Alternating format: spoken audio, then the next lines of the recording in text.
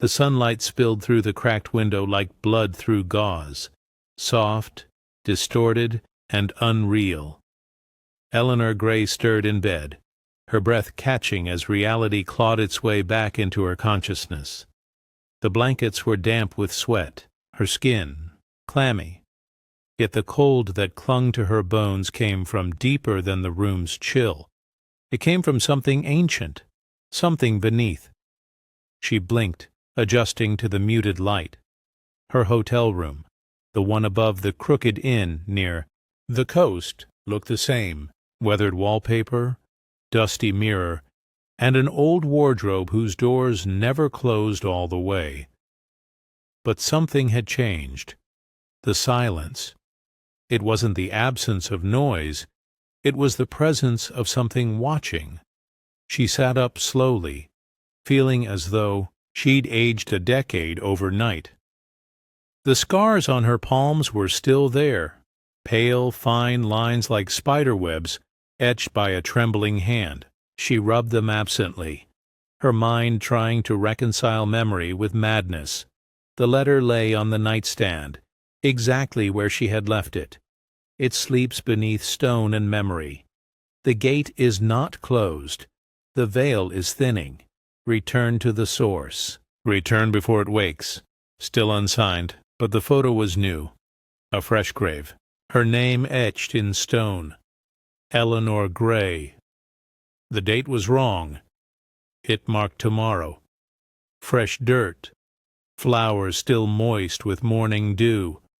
Her breath caught in her throat. Downstairs, the innkeeper greeted her with a toothy smile too wide for the wrinkled face that bore it. Her eyes glimmered too much, and her hands trembled ever so slightly as she passed Eleanor a steaming cup of tea. "Leaving us again, Miss Gray?" Eleanor hesitated. "How long was I gone?"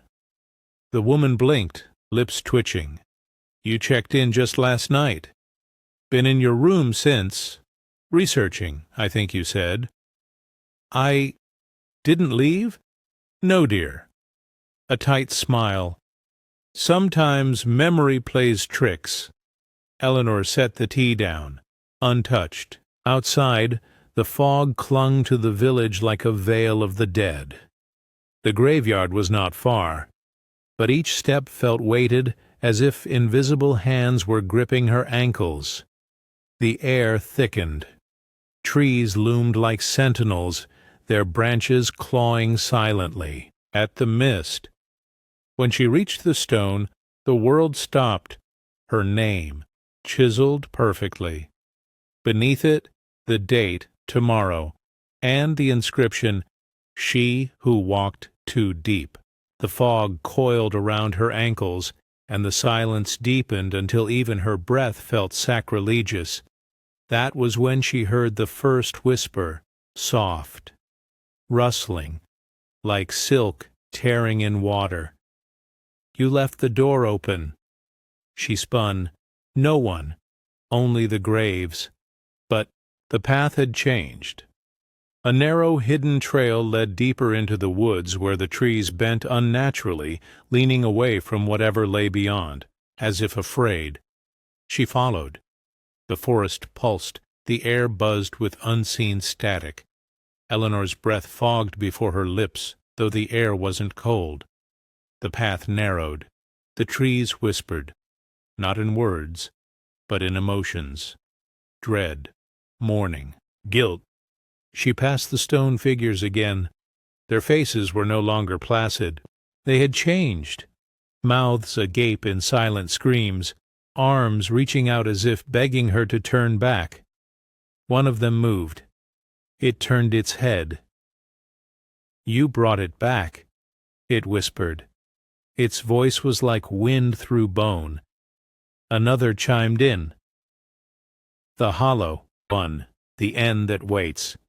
Still she pressed forward, until she saw her, Clara, standing in the center of the path. Older, her long hair swaying in an unseen wind, her face familiar and foreign all at once. But it was her eyes that froze Eleanor in place. Empty. I waited, Clara said, voice low. I waited in the dark. I waited while the world forgot. Eleanor's voice cracked. You died. In the fire. Clara smiled, a slow curling thing that never reached her eyes. Did I? Or did you leave me? The forest groaned. Behind Clara the trees parted like curtains drawn back by invisible hands.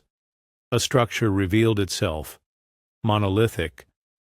A cathedral, of bone and black glass, its towers scraping the sky like claws. The doors opened soundlessly, and Eleanor followed. Inside was cold, not temperature, but soul deep. The air was thick, honey-like, and each breath was a struggle. The mirrors lined the walls. Hundreds, no, thousands, each reflecting a different version of Eleanor. One screamed, one burned, one sat smiling among graves, one lay rotting in a bed of flowers. Clara drifted among them. You fractured it, she said. You opened the gate with the word. You let it see. I didn't know, Eleanor whispered. Clara's voice turned harsh. But you spoke it. You broke the seal, and now it wants you. The mirrors began to shimmer, melt. Reality itself was liquefying. The floor beneath her feet groaned. Then it cracked. The chasm opened like a yawning maw, and from it came a presence. Not a creature, not a god, a lack, an emptiness that thought. The Hollow One. It rose, formless, a void shaped by memory and hunger. Whispers spilled from its center like ink in water. Eleanor, it breathed. What are you? I am silence. The peace you flee, the truth you buried, she trembled. Then take me. Just me. End this. It paused. Why? Because I opened the door. The Hollow One reached toward her, not in violence, in acceptance. She fell. When she awoke, the sky was gray. The air smelled of ash and lilies. The cathedral was gone. The trees were gone. She stood in a field, charred, empty, quiet, and across from her, Clara, the real one. Small, human, alive. Eleanor's legs gave out. She dropped to her knees, tears spilling unchecked. I brought you back, she whispered. Clara ran into her arms. I knew you would. For the first time in years, Eleanor felt whole. The Hollow One was gone, not destroyed, not imprisoned. Understood, and that understanding had quieted it. Epilogue. Eleanor lives now in a quiet village tucked between mountains and sea. There the fog does not creep. The dreams are her own. She works in the library. Children love her stories. Sometimes at dusk she walks the forest's edge and listens. Sometimes she hears nothing. And that is enough.